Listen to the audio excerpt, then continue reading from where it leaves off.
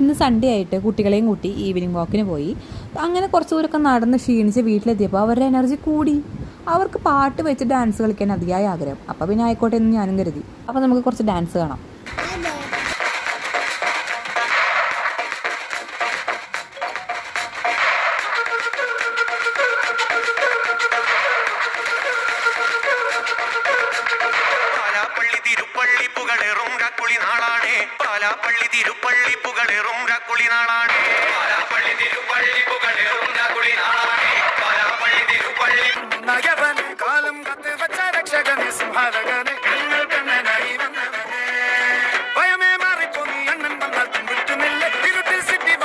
അപ്പോൾ ഇതോടുകൂടി നമ്മൾ സൺഡേ ഈവനിങ് ക്ലോസ്. അപ്പോൾ ബൈ.